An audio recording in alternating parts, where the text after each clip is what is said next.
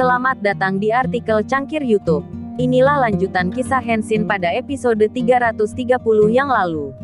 Episode 331.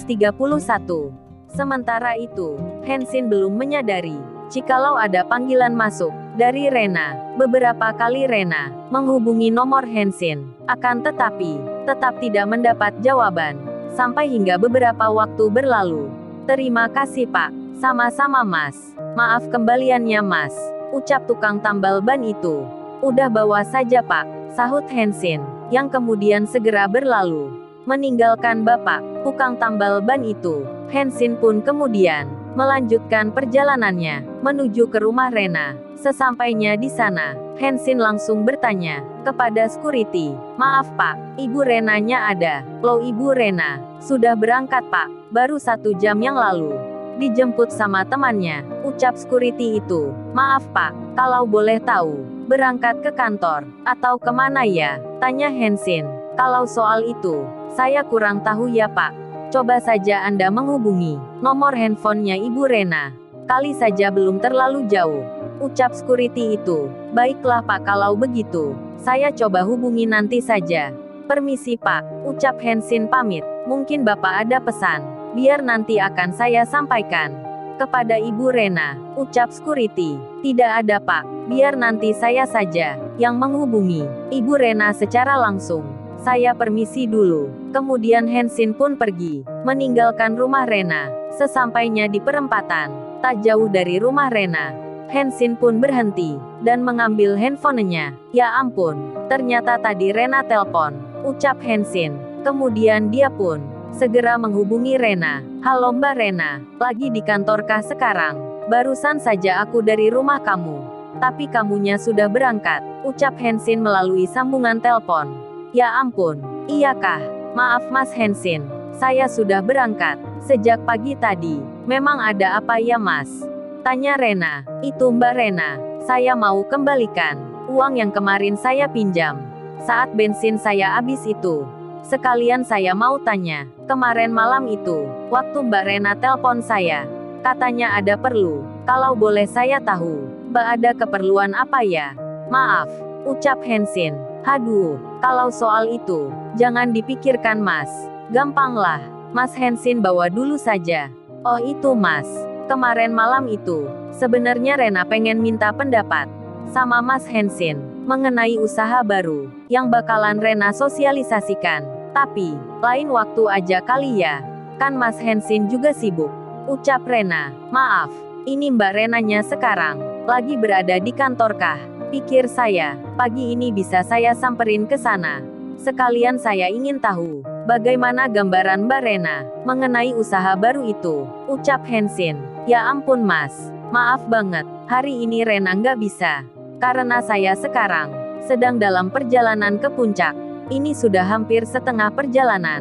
Gimana dong, kan saya jadi ndak enak nih sama Mas Henshin. Atau gini aja, besok saja gimana? Itu pun kalau Mas Henshin sedang tidak sibuk. Kalau semisal sibuk, kita tunda dulu deh di hari berikutnya," ucap Rena. "Oh gitu ya, ya sudah Mbak Rena, kalau gitu sampai ketemu besok. Saya tunggu kabar baiknya. Selamat berlibur," ucap Henshin. "Oke Mas Henshin, sekali lagi saya minta maaf ya Mas, karena hari ini sudah membuat Mas Henshin kecewa. Jauh-jauh main ke rumah aku. Ternyata hasilnya malah mengecewakan," ucap Rena. "Sudahlah Mbak Rena, kalau soal itu mah gak usah terlalu difikirkan. Ya udah Mas, terima kasih pengertiannya." Setelah itu, sambungan telepon terhenti. Di lain tempat, Nendra yang berada di sebelah Rena bertanya, "Itu tadi siapa Ren? Cleaning service yang tadi gua ceritain di kamu?" Jawab Rena. "Kok gua denger tadi kamu dan dia bicarakan soal bisnis. Apa nggak salah tuh kamu tanya pendapat soal pendirian usaha sama seorang pekerja cleaning service?" ucap Nendra. "Dia bukan cleaning service biasa. Dia itu seseorang yang spesial, lain dari yang lain," ucap Rena. "Maksud kamu, dia lebih jago mengendalikan bisnis daripada seorang pelaku bisnis seperti kita ini Ren," ucap Nendra. "Ya bisa juga dikatakan seperti itu. Boleh jadi seragamnya cleaning service Tapi cara berpikirnya dia, jenius seperti pembisnis. Sama seperti kita, ucap Rena, mencoba menutupi jati diri Hansin sesungguhnya. Lalu, yang kemarin malam, marah-marahin kamu di cafe itu. Apa juga sama statusnya? Cleaning service? Tanya Nendra. Beda, kalau dia itu pengusaha, tapi berkat bantuan orang tua dan seluruh kerabatnya, jadi bukan murni atas usahanya sendiri. Bentar-bentar, kok larinya jadi ke dia ya? Sembari Rena melihat ke arah wajah Nendra. Lah emangnya kenapa? Salah ya? Emang segitu nyebelinnya ya dia? Sampai untuk menyebutkan namanya saja. Kamu mesti marah gitu. Hehehehe, ucap Nendra. Banget, gua sebel banget. Kalau denger namanya, nggak tahu kenapa ya. Bawaan dari lahir kali ya. Hahaha. Sementara itu, di lain tempat, Iwan yang baru saja sampai di tempat kerja, kemudian segera menuju ke ruang absen di depan kantor HRD. Setelah itu, dia menuju ke ruangannya yang berada di dekat gudang. Salah seorang temannya menyapa, "Semangat sekali Mas. Masih pagi sudah hadir." "Iya Mbak, maklumlah. Saya kan baru seminggu di sini.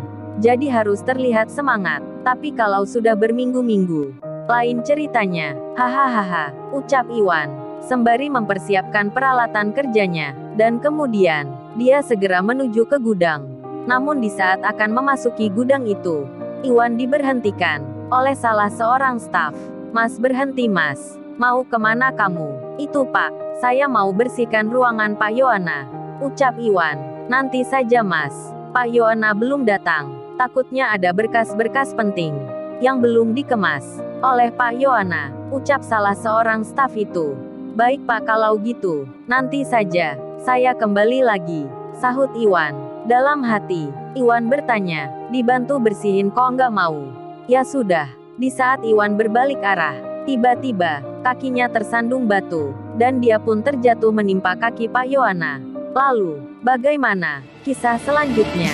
Subscribe channel ini untuk episode berikutnya. Terima kasih.